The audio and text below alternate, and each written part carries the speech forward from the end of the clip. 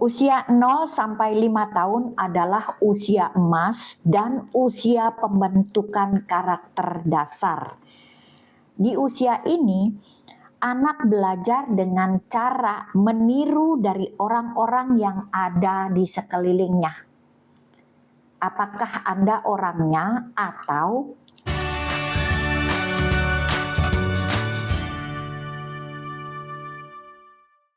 kita akan lengkapi pertanyaan ini. Perilaku apa yang anak Anda tiru? Kita akan bahas di pembahasan topik ini. Kita berdoa dulu. Tuhan, terima kasih. Kami mau membahas agar anak kami boleh benar-benar berjalan bersama sesuai dengan kebenaran firman dan hikmat akal budi Engkau berikan kepada kami semua. Urapi kami semuanya. Terima kasih Bapa dalam nama Yesus. Amin. Saudara yang kekasih, anak sukses atau tidak masa depannya, bahagia atau tidak masa depannya itu ada tergantung dari tangan kita atau tangan orang-orang yang mengasuh anak kita. Usia emas, usia 0 sampai 5 tahun adalah pembentukan karakter dasar daripada anak tersebut. Dan usia tersebut adalah usia yang meniru. Ya, jadi kalau orang di sekelilingnya adalah orang yang bijaksana, maka anak itu akan menjadi bijaksana. Tapi kalau orang yang ada, yang sehari-hari ada membimbing dia kurang baik, maka anak kita akan menjadi kurang baik. Anak adalah aset kita. Banyak pasangan muda yang baru melahirkan anak diserahkan kepada asisten saudara yang belum tentu karakternya baik. Nah, kalau orang yang mengasuh anak kita karakternya tidak baik, dia akan meniru. Demikian pula dengan kita sebagai orang tuanya. Kalau kita sebagai orang tua bertindak pilih kasih terhadap anak kita, akhirnya anak akan menjadi cemburu dan akhirnya menimbulkan pertengkaran seperti Yakub dan Esau. Yakub disayangi mamanya, Esau disayangi papanya, akhirnya kedua kakak adik ini berseteru sehingga salah satu dari mereka harus melarikan diri karena perbuatan pilih kasih dari orang tuanya. Sebagai orang tua kita harus bijak dan tidak bertindak pilih kasih kepada anak. Lalu ya, kadang anak tidak mau menerima pendapat orang lain. Karena apa? Dia meniru dari orang tuanya. Orang tuanya egois, memaksakan kehendak, menolak pendapat anak sehingga anak merasa minder. Karena apa? Orang tua memaksakan kehendak bagi anaknya. Anak tidak dikasih kesempatan untuk mengaplikasikan apa pendapat dalam hidupnya. Lalu, contoh yang kurang baik. Orang tua seringkali merasa gengsi walaupun jelas-jelas dia bersalah terhadap anak, namun gengsi untuk meminta maaf. Akhirnya,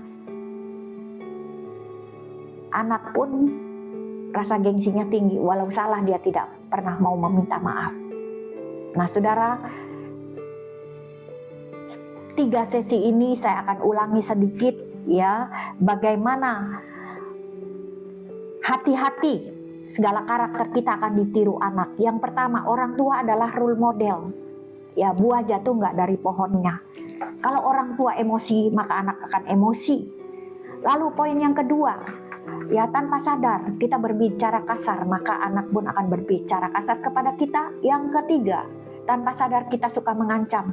Kalau kamu nilainya jelek, kamu akan mami kurung di dalam kamar mandi, gak boleh makan, gak boleh jajan. Akhirnya anak pun nanti suka mengancam. Yang keempat, memberi predikat buruk. Ada yang kasih nama cipluk karena giginya tonggos.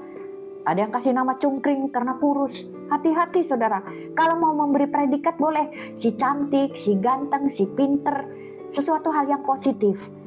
Ya, lalu ketika anak kita melakukan kesalahan, kita bereaksi. Tapi ketika anak kita melakukan sesuatu yang positif, kita no respon. Seharusnya kita beri appreciate kepada anak tersebut. Lalu warisan yang diturunkan kepada anaknya apa? Berbohong. Ya, Anak diajarin berbohong, tanpa sadar orang tua berbohong, akhirnya anak merasakan bahwa berbohong itu adalah hal wajar.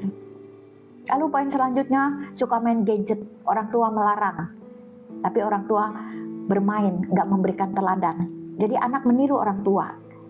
Lalu orang tua membedakan gender, bahwa anak laki itu mendapat warisan, anak perempuan enggak, anak laki lebih berharga, anak perempuan enggak. Hati-hati, nanti akan generasi ke generasi terus. Ya, hati-hati. Yang ke-9, membandingkan dengan anak. Ya, ojo dibanding-banding ke, kata nyanyian. Ya, anak nggak suka dibandingin. Orang tua jangan membandingkan. Kalau kamu dibanding-bandingkan, orang tua dibanding-bandingkan. Oh, mantu ini baik, kamu mantu yang tidak baik, kan hatinya sakit, saudara. Lalu jangan pilih kasih terhadap anak, karena nanti anak pun akan berbuat pilih kasih dan terjadi perpecahan keluarga. Lalu jangan menjadi orang tua yang egois, ya, tidak mau menerima perbedaan pendapat, nggak mau dengar apa kata anak, maunya dengar kata sendiri. Dan yang terakhir, sulit meminta maaf. Saudara, usia 0 sampai 5 tahun usia emas. Jadi jangan serahkan anak usia emas itu terhadap asisten rumah tangga atau suster, karena itu adalah emas berlian yang sangat mahal harganya. Saya percaya seorang ibu atau seorang bapak nggak ada yang naruh emas berlian diserahkan kepada mbaknya, kepada asisten rumah tangganya, kepada susternya untuk disimpan, nggak ada. Nah, anak itu lebih berharga dari emas berlian yang paling mahal, karena anak adalah warisan kita, anak adalah buah hati kita, anak adalah generasi penerus kita, anak adalah masa depan kita. Didik anak, karena dia adalah anak yang suka meniru role model. Kalau role modelnya bukan Anda, role modelnya adalah orang upahan.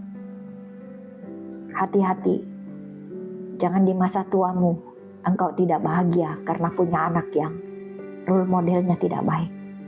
Tuhan memberkati. Tuhan, biar anak kami seperti anak panah di tangan pahlawan, biar seperti tunas pohon zaitun. Jadikan kami role model yang baik bagi anak kami. Terima kasih. Amin.